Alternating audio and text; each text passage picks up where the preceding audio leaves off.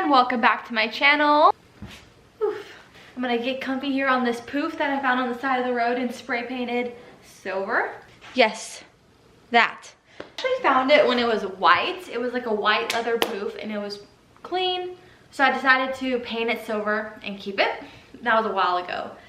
But let's get cozy. I'm gonna be doing a Q&A today. I got this blanket from Walmart. I'm gonna link it for y'all because it's actually so comfy and cozy for winter and the holidays, and really a great price at Walmart. And also got some black throw pillows you see behind me from Walmart. I love Walmart. I love Walmart. I love Dollar General. I love Dollar Tree. I love all the deals, okay? Let me take off my shoes. I have about 6 pages worth of questions that I'm going to be answering for y'all today. A lot of the same questions, so we'll kind of just touch base on like some topics too, like my store, my shop, why I closed down. I have a cup of joe here. It's steaming hot. And a nice little candle, as you can see. Got that from Big Lots on sale. My Big Lots is shutting down, so I went shopping. But I'm excited to answer some questions today. I feel like there's a lot I haven't talked about, or like a lot of questions people have for me, or lots of new people here. Just overall Q&A, kind of get to know me a little bit better. And yeah, let's get started. I got a question here from Jennifer Dyke. 3335. Where is the best place to go and learn about the basics of stripping furniture, how to identify different woods, best stripper products, paints and stains, etc.? The way I've learned is just the internet, like social media, going on TikTok, Instagram, YouTube, Google, even ChatGPT, which is AI. You ask them questions about wood or stripping and like they give you all the answers. It's so nuts, I know.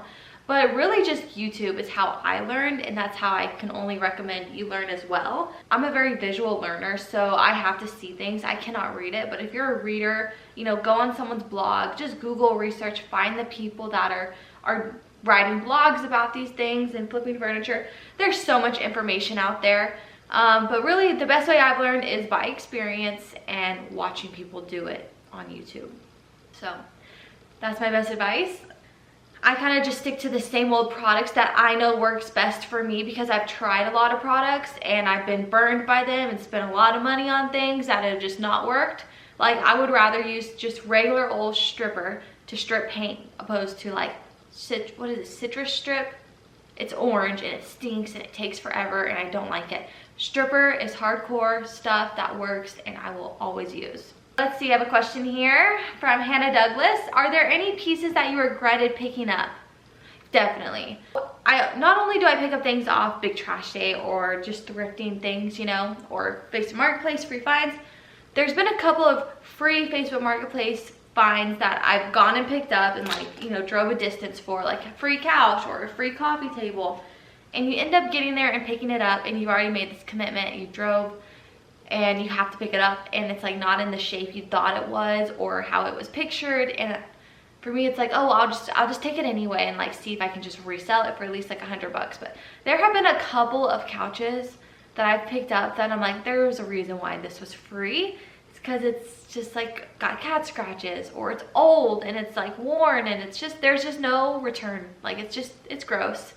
Nothing like odor or animal stains or urine. There's nothing like that I've encountered with this, but just stuff that's like, no one's gonna buy this, not even me. I definitely regret it because it was also a pain to just get rid of or find someone else to pick it up or go and donate it. That's a hassle. It's like double work, no return, you know? So what is your favorite memory of picking up treasure on the side of the road from Tamplin 777? Favorite memory? Oh, I think when I first started doing this and just discovered how big Trash Day could be for me, was like one of my big first trash days, and it was huge. Like there was just junk everywhere, and like it really made me realize, oh my gosh, there's a business in this to be made, and throwing away all of this is just not cool, man. Like not cool, man. Let's get this off the streets. Let's find a solution. So I would say like the beginning days of my big trash days is probably my favorite memory because I remember being so juiced up with like excuse me, oh my gosh, I'm getting over a cold, with energy and just like adrenaline. Like it was so exciting. I wanted to keep going, keep finding more, keep doing this. Like I wanted to keep looking and doing it. I would say like that was when it got really exciting for me, and like like anyone who's like young and ambitious. Like, it was just very exciting. So I don't know if that's like a specific memory, but I remember the feeling, if that makes sense. So do you ever go to Goodwill bins? From Powell River Farm 2569. Hi. So I have been a couple times to the Goodwill bins. It is nuts there. Absolutely crazy. What is going on? People park and just stare and stay and camp and pray and run. It's crazy. So yeah, I've been a couple times, but I have not found like crazy amazing items. I think I found a vintage curtain once that I reused for reupholstering. I found a lamp, but it was broken because they just get chunked in there. Maybe a couple cool sweaters. You have to camp there. You have to, that is a whole different kind of commitment and job. That's not something I'm doing. I've done it, but I'm scared of the Goodwill bins, y'all. Have you ever been? Because it's scary out there. Next question. I read Big Trash Day in Austin will be by appointment only starting January 25th. I have heard this as well. I've seen articles, and I have to say I'm a little bit in denial about it, and I almost don't believe it. Bulk trash pickup, Big Trash Day, whatever you want to call it, has been going around in Austin for over 20 years. I mean, since I was a kid and I lived here. It's a huge part of our community, and I almost don't believe it. I almost feel like it will come back and people will throw a fit. Not only will I throw a fit, but we'll all throw a fit. It's so good for our community. It keeps our streets clean, first and foremost. Secondly, it helps upcycle vintage products or things or pieces and provide furnishings for other people's homes and makes things go around and just, you know, spread out. Here's a dresser for you. If you can't afford one, go on Big Trash Day, pick one up. Here you go. Or let me pick one up, resell it, and make a living. Like, there's so many different aspects to it. I really think it's good for the community. Like, if you've ever driven down like a part of the US and you're just like, there's just junk everywhere, like New York City, for example. Like, we're just a throwaway society, and I really feel like Big Trash Day helps keep things in people's houses and be reused, recycle, upcycle. It's just, I'm upset. Yes, I've heard it. I can go on and on about it. But I'll still be doing trash days and trash pickups, because not only do the suburbs have bulk trash pickup, I'll just have to go and make different, just have to pivot a little. It's fine, I've had to do it before. But I'm still gonna do all my trash finds. There's plenty of trash to go around, believe it or not, without Big Trash Day, unfortunately. Yeah, I'm sure you can believe that if you live in the US. There's plenty of things that get tossed to the curb. It'll be a little trickier finding things, and I'm gonna miss it, but for some reason I feel like it's not fully going away. No. Okay.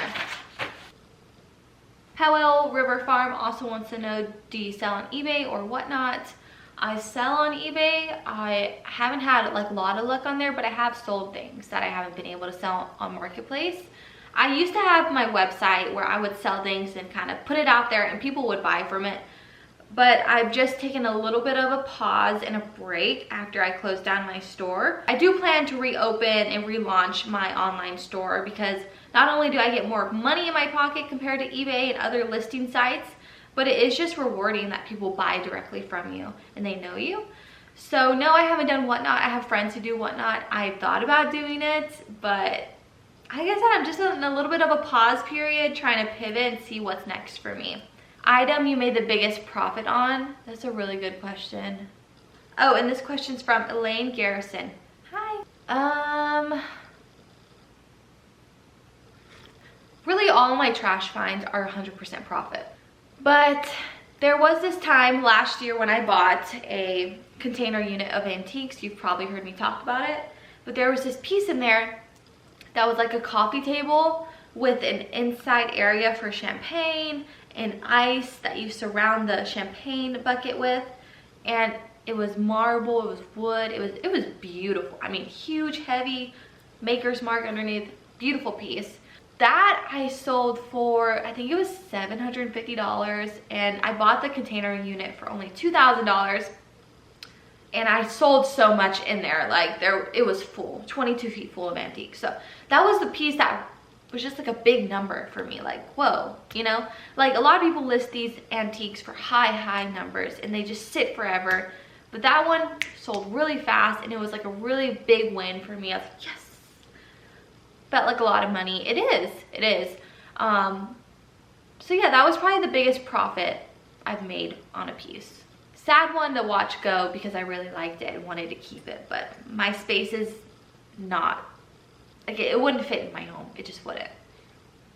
Why do people leave items at curb instead of donating to Goodwill, etc.? Laura Co. F. Man 7128. Hello. Well, because, you know, basically to summarize it, twice a year in every neighborhood of Austin, which there's a lot of neighborhoods in Austin, y'all, we have this thing called bulk trash pickup where you can leave anything on the curb, and it's just convenient. It's very convenient for people to just toss away their old couch, their old this, their old dresser, buy something brand new, get rid of it, and put it on the curb. It's so easy. They don't have to get in their car or rent a truck and donate it or list on Marketplace and coordinate with people. It's so easy to put things on the curb. Like, it's just out of convenience. People throw away things and put it on the curb because they know someone will come for it or the trash will pick it up. Convenience is my only answer. It's convenient for people. Why do you always use Dixie Belle products? From Celeste Johnson 4854. Guys, I've been flipping things for about 4 years now, and I have used a lot of products. And I've used Sherwin-Williams, I've used Behr, I've used a lot of like chalk paint, different brands, Amy Howard Home. And I have to say, there's 2 brands that I use the most. Sherwin-Williams and Dixie Belle. Love their stuff. I've noticed with any other products I've used, it's just, they do not work as well for me personally. I can only tell y'all what I've used and what I like. And I do have an affiliate partnership with Dixie Belle, so anytime I link their products, I do get a little bit of affiliate commission from it.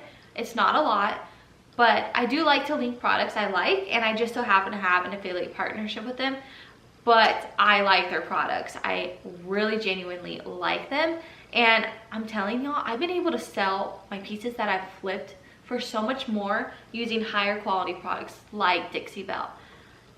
It's crazy what like a good product can actually make you, you know? If you go cheap, if you buy the cheapest paint, if you go to Ace Hardware and buy the generic one, or Walmart and buy the generic brand, you're gonna get a generic profit. Like, but I really do like Dixie Belle. I have tried a lot of their products, and I use them because I like them. And I want to just show y'all something that I didn't like, because there are a lot of videos I have not posted because I'm like, I don't like the way that turned out. I don't want to show y'all because y'all call it ugly because it is ugly, or it turned out bad, or I did something blah, blah, blah wrong.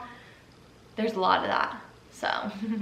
How do you find large bulk trash pickups? This is from my Instagram. Basically, just find out when bulk trash pickup is in your area or surrounding areas. Get on your trash schedule, see if you even have it. Or just join a Facebook group where there's free things on the curb and people are constantly posting. It's kind of the same thing. It's really easy to find. Just look for it. Do your research. Search random addresses on your trash schedule in your city or neighborhood or town. You will find a bulk trash pickup. But first, make sure it's a thing in your area.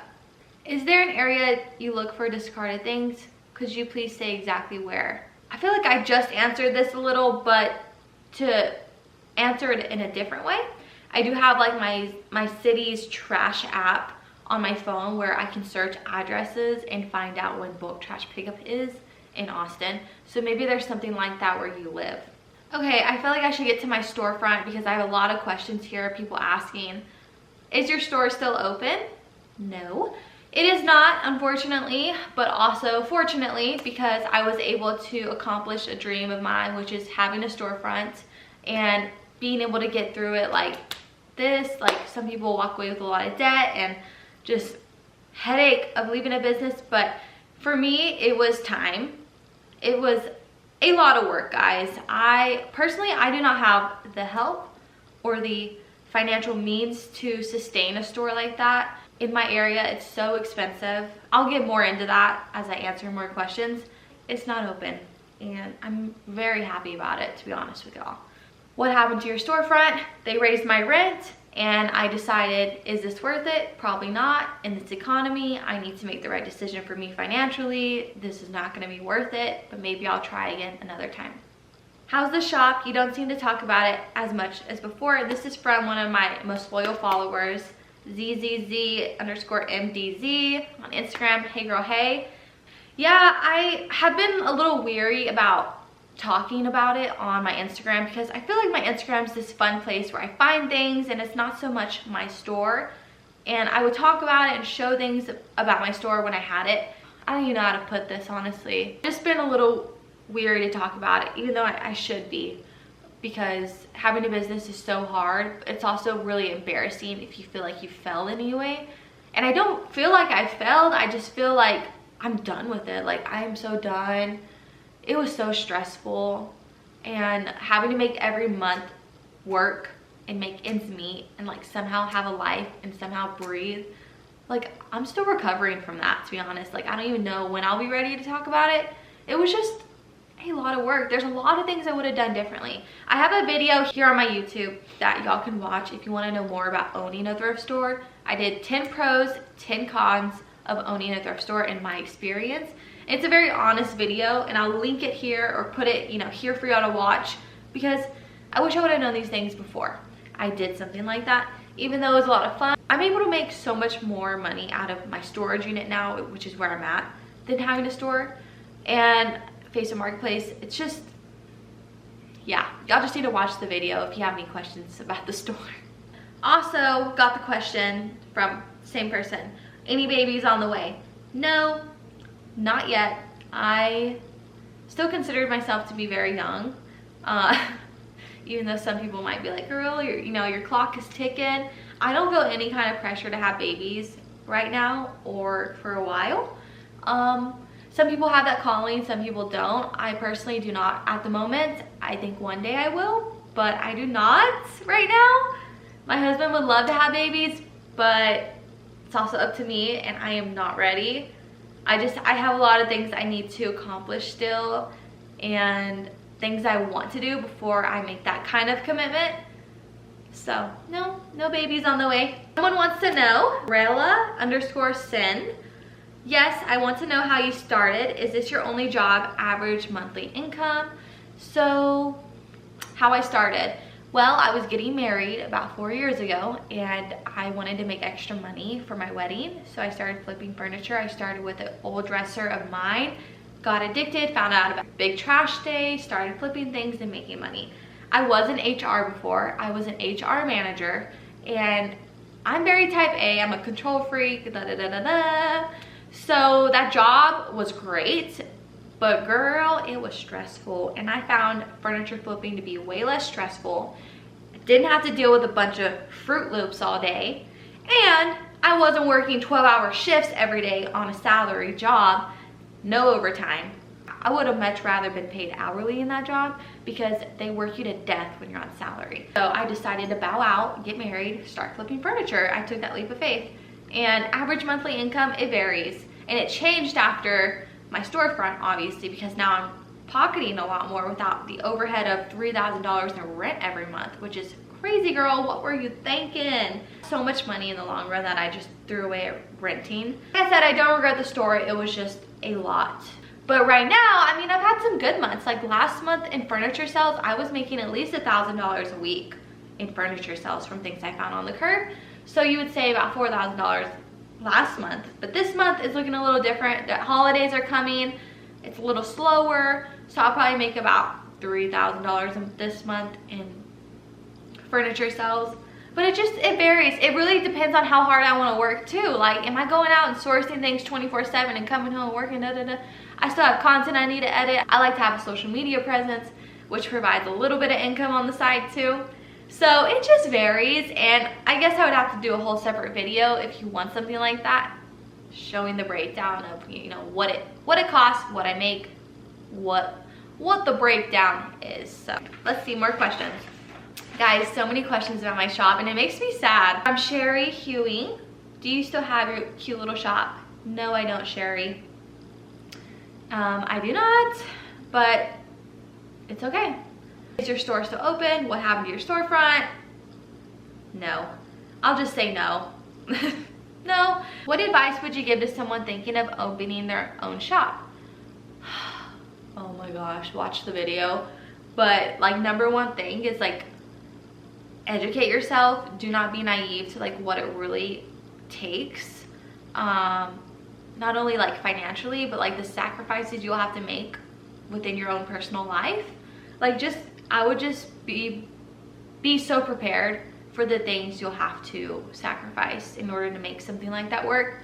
If I could have done something differently, if you're thinking about doing that, I would have had more vendors, a booth, I would have chose a better location, and I would have had rental income consistently coming into my pocket, so I didn't have to worry about making ends meet all on my shoulders every month. I would like to do it that way if I ever do it again, which I think I'll get that spark again. But when you go through something so stressful and just like, oh my God, how am I gonna do this? You really just have to take a break. It's been about 3 to 4 months since I've left my store. I'm gonna need a couple more months before I can get reignited with inspiration again. I'm an entrepreneur soul, I'm ambitious, I'm young, I'm driven.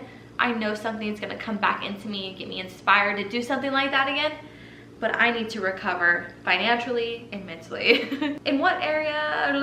Let's see. Okay, more. How to remove paint from old furniture. Obviously, if it's wood, I highly recommend stripper. I'll link some below that I use all the time. I talked about that earlier. The product that I like and use the most, and it lasts forever. Like the products I have last forever. Like I was using this paint the other day from Dixie Belle actually, and I had already used it on like 3 different giant pieces. Like things go a long way. It's really crazy. Do you have a paint sprayer you would recommend? Yes. This one from Amazon is so cheap. It's under $40 and it works so well, and I love it. I'll link it below for you. It's affordable and works great. Another question about kids. Do I have kids? I don't have any kids. I have a dog. That's my baby. And do I see kids in my future? Not anytime soon. If it happens, girl, it will be a surprise for me and you both.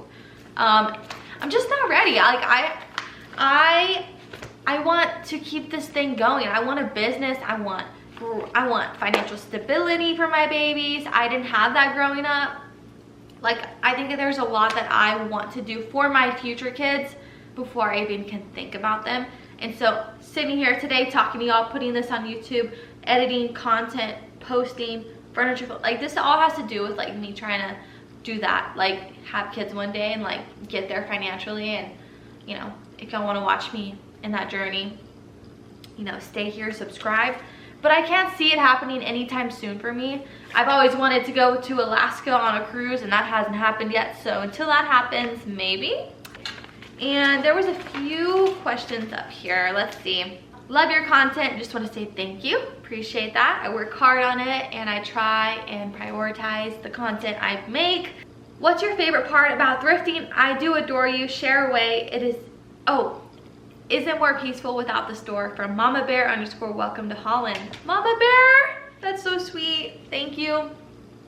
Favorite part about thrifting is like, it feels like Christmas. Like I'm just walking into a store and I have no idea what I'm about to find. It's just exhilarating. I love to thrift. I go and thrift when I'm having a bad day, a good day. Like it's just, it feeds something in my soul. Just like finding something and getting creative and inspired and hanging it on my wall or finding a treasure. There's so many things I love about it, but it always feeds something in my soul, most importantly. And thank you for being here. So much more peace without my store. I just told my husband yesterday, like the stress I used to feel, I haven't felt in so long. Like my gut isn't hurting.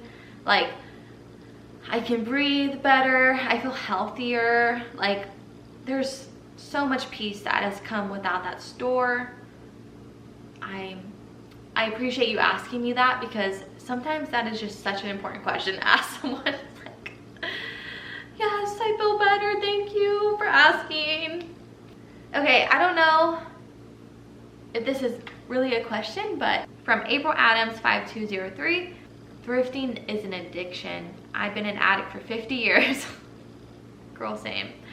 I love your content, especially when you mock it all up with photos. That's an area I need help with, lighting, color combos that work. Girl, same. It's an addiction. It's a good one. Isn't it addiction? I don't know. Isn't it addiction? I wouldn't call it an addiction. It's a healthy addiction. I'll just give a little bit of advice. I have my black wall here in my living room. I'm looking right at it. And the reason I chose such a bold black wall in my living room is because I have a lot of windows. It is very bright in here.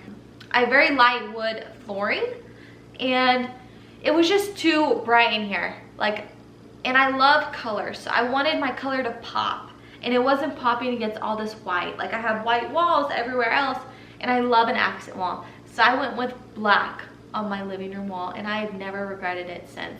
And with my natural lighting, I have curtains right now, but the moment I open that up, my whole house is filled with light.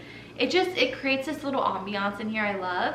But basically, some advice I would tell you is keep staging pieces that you can rotate in and out of each different piece. Like, I have a closet full of just candlesticks, art, rugs, and like books, just little decor pieces that I've thrifted along the way that I use for my pieces to stage.